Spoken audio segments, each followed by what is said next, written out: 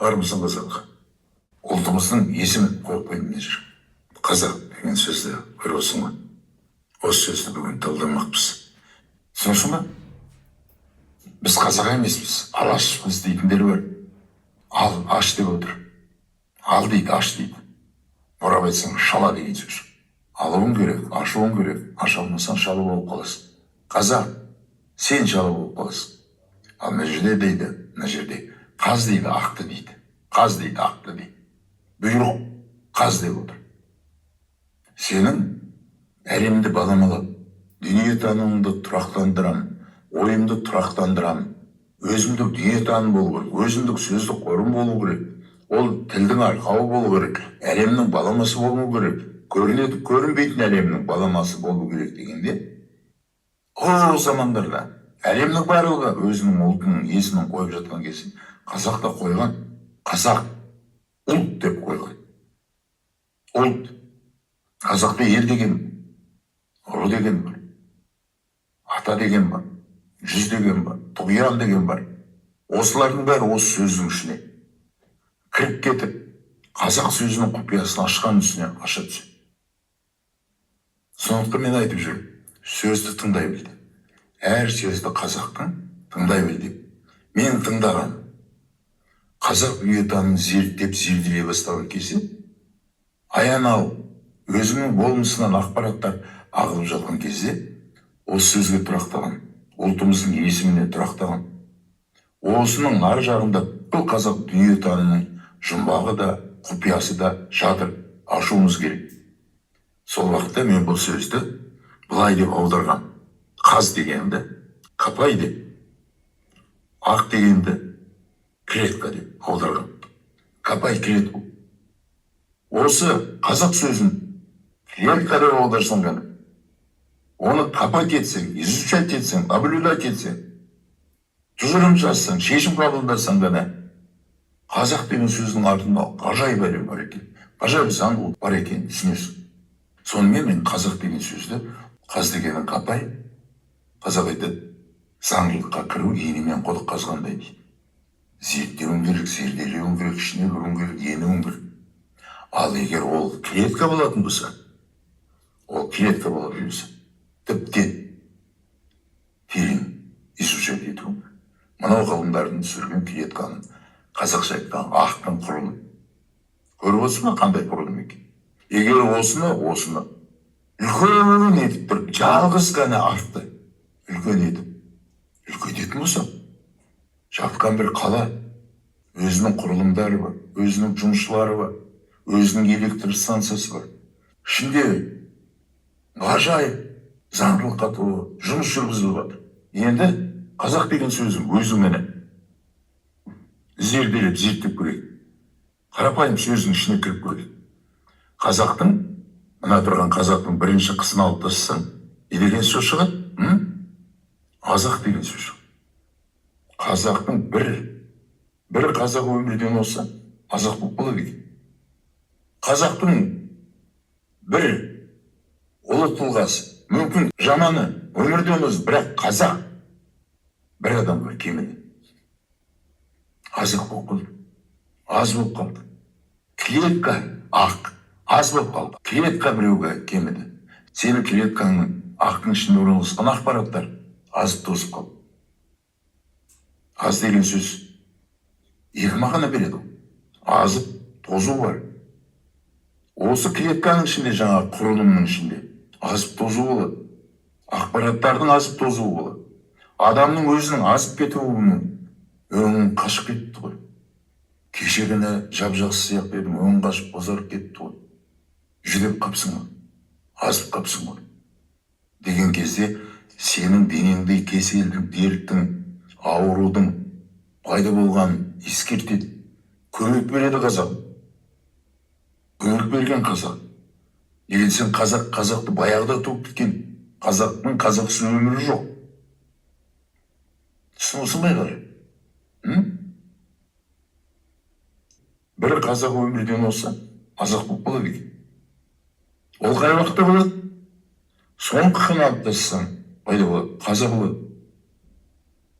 Қазақ көңіл айтады. Жоқтап айтады. Бір қазаққа кемідік деп. Азақ болып қалдық. Қаза бол. Қазақ қайырлы болсын деп. Қайырлы болсын деп. Қайтадан келсін өмірге дейді. Сол уақытта қазақ.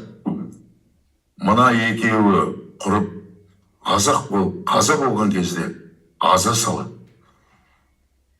Өшіп қалған жанға аза салады. Болмысындағы жаңа ақтың ішінде тұрған АТФ-дағы орналасқан 36-да 6 градус температура өшеді. Сен өмірден озасың. Қазақ бір адамға келмейді. Қаза болады. Сол уақытта аза салады. Өмірден озған адамның өшіп қалған жанына, біткен деміне аза салады екен. Жаназа шығады. Бұл қазақтың ұлы түсінігі.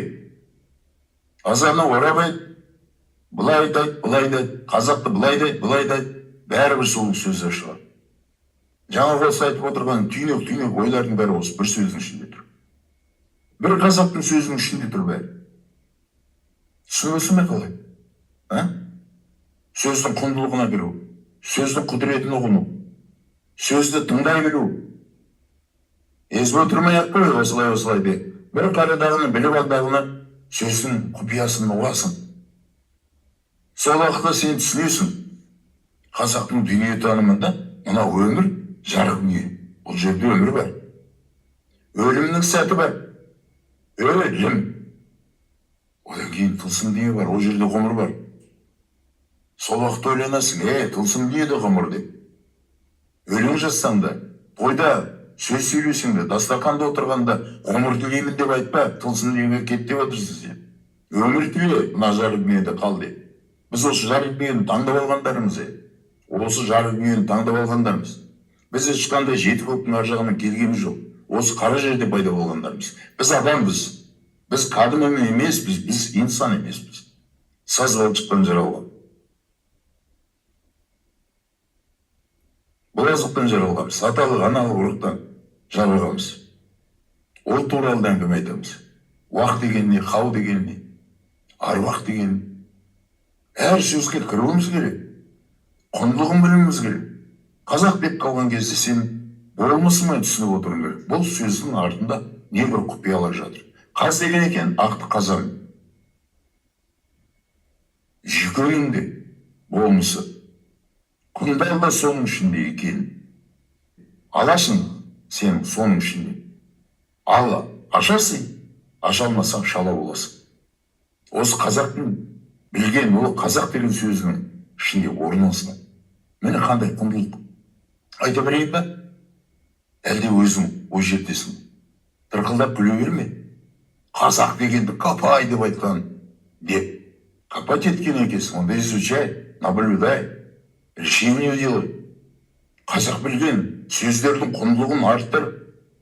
Аққа құдай жат де. Ал ақ бар де. Возьми клетка, есть деп. Бата бер. Ал ақ бар деп. Аруақ деп сөйле. Аруақ деп сөйле. Сол уақытта ақтың құндылығы шығады. Сенің болмысыңның құндылығы шығады. 300 триллиард ақтан тұрасың. Оның бәрі балшық емес. Оның бәрі калий емес. Саз балшық емес. Ол тірі әлем. Басы да жоқ, көзі де жоқ. Мынаның ішінде ғажайып жұмыс жүріп жатыр. Мынаның ішінде ғажайып жұмыс жүріп жатыр. Түсінесің ме?